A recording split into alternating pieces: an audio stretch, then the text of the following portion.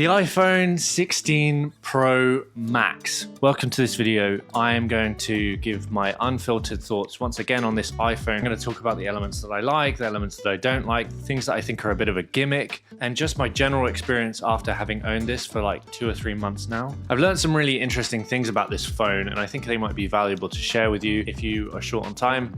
I've put chapters down below. Some of them might be a bit controversial. I'm going to give a no BS version of this. So if you're in for it, have a listen. If not, no worries as well. So what did I get? I got the iPhone 16 Pro Max 256 gigabyte model, and I was upgrading from the iPhone 12 Pro Max. I'm a big Apple fan. I've got MacBooks. I just did a review on the iPad mini. If you haven't seen that, go check it out. And I'm pretty up to date with technology, as you can probably tell from this channel. However, I do not buy into the hype that you need to keep upgrading and buying the newest Apple iPhone. The way I look at it is essentially, as long as you have a relatively newer phone, you can get the latest operating system. So you get most of the features anyway. The only thing that's going to change is probably some of the hardware. And in my opinion, the only major things that have changed since the 12 Pro Max is a bit of an increase in the sensor size on the main camera of the iPhones. And then also we've had the dynamic island that's been added and a few other features like a bigger screen. They added the action button, or I don't know exactly what they call it on this. Yeah, not really a massive change since the iPhone 12 Pro Max. And to be honest with you, I was really happy with the image quality with my 12 Max anyway.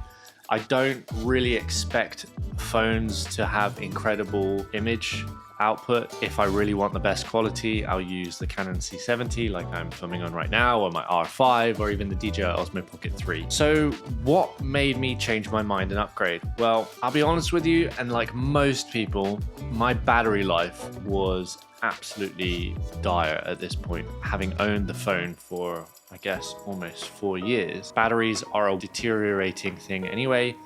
I'm under no illusions. Of course, you can replace batteries. I've done it myself, but there's nothing like that extra push for a shiny new phone.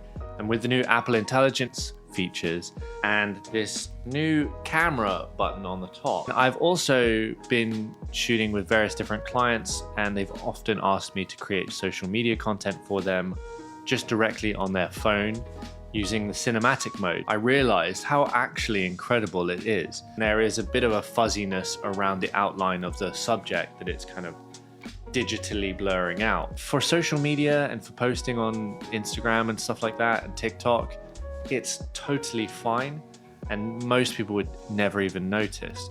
So I have to say that was one of the things that drew me towards getting the newer models of the iPhone. So using it as a tool for some of my work was another thing that was quite appealing to me. There was one other thing that was slightly annoying, is the fact that the 12 also had the lightning cable as opposed to USB-C, and that obviously has its limitations when it comes to file transfer and stuff like that, as well as charging. I really wanted a situation where I could use one cable for pretty much all of my products, and I felt like lightning was getting a little bit outdated as well.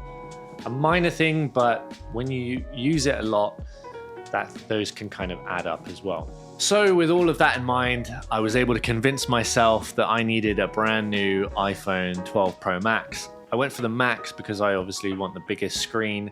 I like the real estate there, so you can edit photos and do whatever you need to do. The size of the phone doesn't really bother me. I'd prefer to have a bigger phone than a smaller phone, bigger battery as well, longer battery life. So the biggest thing, honestly, that I was really excited about the phone for was the cameras. I was excited the fact that you have a bigger sensor, there's better stabilization, and then you also have that 7 times optical zoom as opposed to the 2.5 times that my 12 Pro Max had.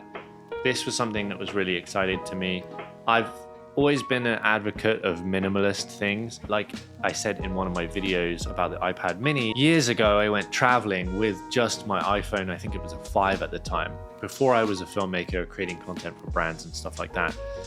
And I had an iPad mini, and me and my friend would travel around and create these vlogs. This was kind of even before vlogging was really super popular. I would edit them on my iPad, and it was the most liberating thing. It was very simple. You know, you had one camera, you didn't have to know much. You just compose your shot, press the record button, and you're good to go.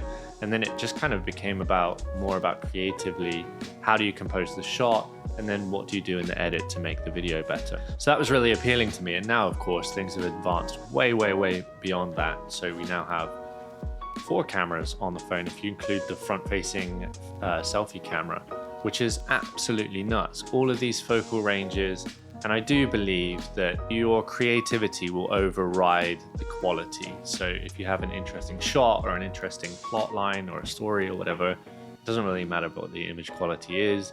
It's more about the story and the feeling that you get from that shot. So I do inherently believe that. However, I also like doing a lot of photography with these things as well. When I started putting the cameras to the test, I really was quite disappointed with them. I didn't think that they were that much different from the 12 Pro Max. Even with the 7x telephoto camera, it was just very highly processed by Apple. You all know what iPhone photos are like, or phone photos are like. And this was kind of no exception to that. Not that I was expecting it to be absolutely incredible, but I did expect it to be a huge leap up from the iPhone 12 Pro Max, and it really wasn't. The other thing that disappointed me quite a bit was this new shutter button, this new camera button on the top with all of the touch features and stuff.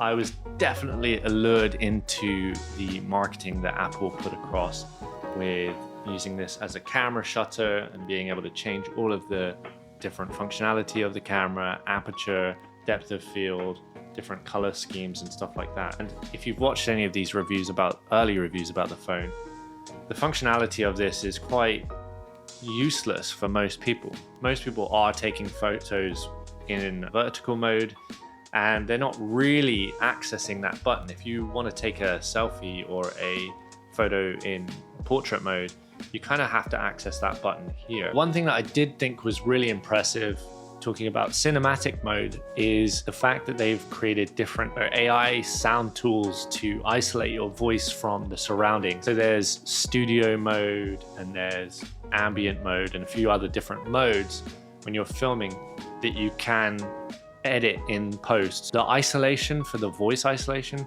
is absolutely insane. If you're outside and you're speaking, you're filming anything, it would even seem like you're using a professional mic like this. It is actually surprisingly really, really good for eliminating unwanted surrounding noise. The other thing that was big for this phone, of course, as you all know, if you've been doing any research, is Apple Intelligence. Apple Intelligence. Apple Intelligence. Apple Intelligence. Apple Intelligence. Apple Intelligence. Apple Intelligence. Apple Intelligence. Been marketed like crazy, despite the fact that, especially here in the UK, it's not been available.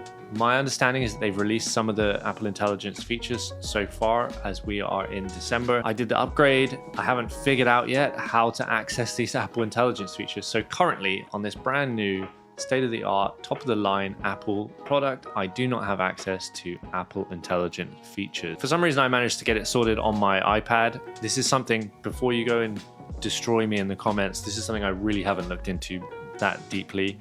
I just want to give you my initial thoughts on this as a regular person. So I'm sure there's something I can do to activate that on this. My iPad is set to US App Store and a US configuration, which is probably why I have some of the intelligence features on the iPad. And after using some of them, I used the Genmoji app. In my opinion, it's pretty terrible. It did a simple prompt, just a random prompt where I think I said, have a goat carrying a koala bear or something in the city. It didn't even put the koala bear in the image. In terms of some of the other tools, you can get AI tools like ChatGPT or DALL-E. It's not even close. By holding Siri down, asked it to do a few things, it's not producing the results that it should, considering I use ChatGPT's app all the time and it's able to flawlessly give me answers, and Apple Intelligence isn't even there. And of course, you can connect your ChatGPT account to Apple Intelligence, but the things that they've been promising, this groundbreaking new secure AI system, is not here.